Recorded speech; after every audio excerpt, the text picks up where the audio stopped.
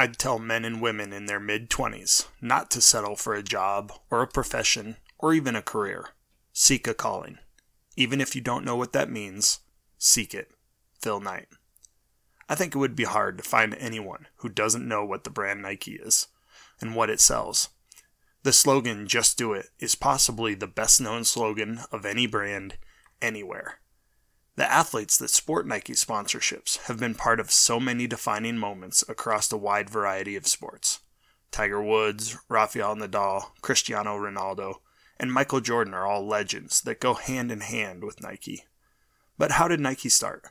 What lessons can we learn from its founder, Phil Knight?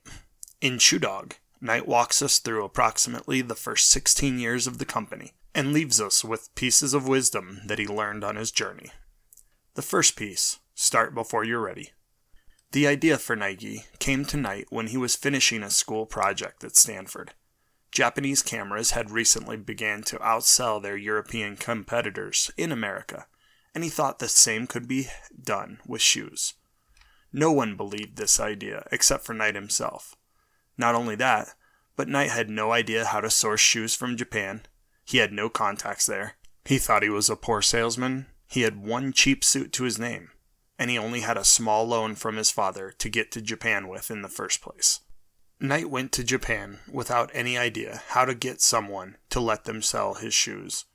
He didn't even have a company name yet, and the first company was called Blue Ribbon Shoes.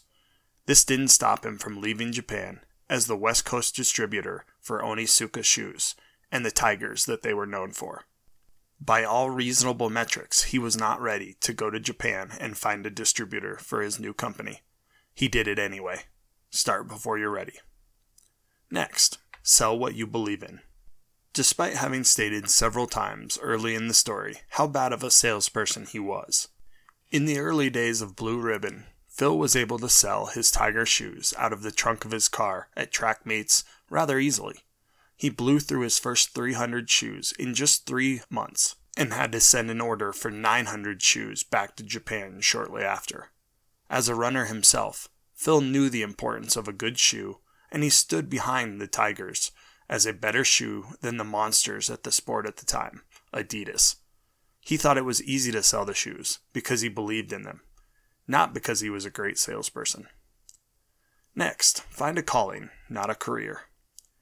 Find a job that you enjoy doing, and you will never have to work a day in your life. Mark Twain. You've probably heard something like this before, and Knight believes it is true. He had a full-time job as an accountant for the first 5 years before going full-time at Blue Ribbon. Most of his early hires at Blue Ribbon were former competitive runners who loved the sport. Throughout the book, you hear the great lengths that Knight and his early employees go to see the company can keep going, even through the toughest of times.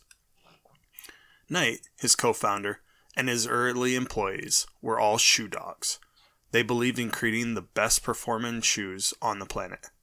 This allowed them to have the drive to work nights, weekends, move for the company, and invest capital that stretched them to the limits to drive the company forward.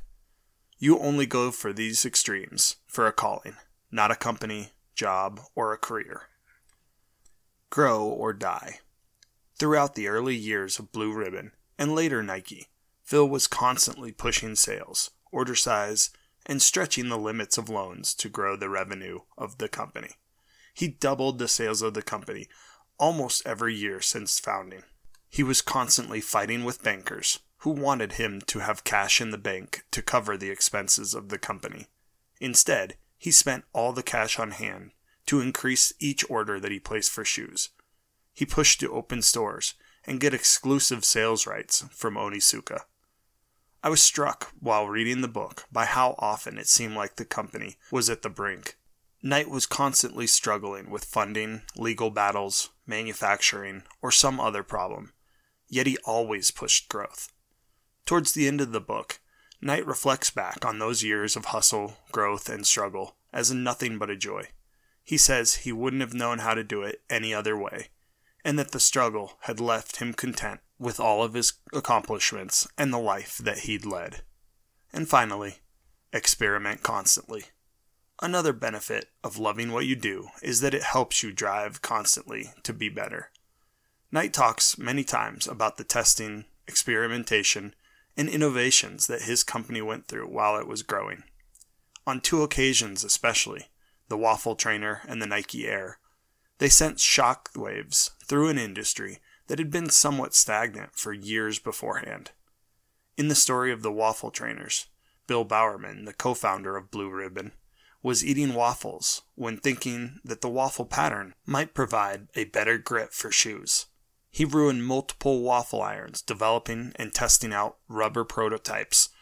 The Air Pockets that went on to be the Air Max line of shoes came out to big hype and were quickly recalled due to a huge number of defects in the shoe. If you look at the companies and the people who become the most successful, who change an industry or a product, they are never afraid of experimenting and failing in the end. They all innovate to improve the products or develop completely new ones. They never stick to the status quo and settle for doing whatever everyone else is doing.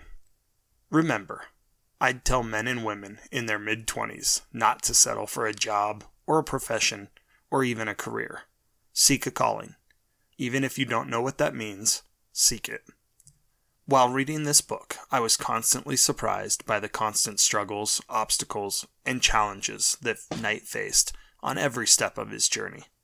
I truly believe the 5 lessons that we've covered in this video are a big reason that Nike is the brand it is today and not a company that fell by the wayside. Like this summary? Got a book, article, or saying that you'd like to see animated? After you hit that thumbs up button and subscribe to the channel, leave your ideas in the comments below, and your suggestion might just be our next video.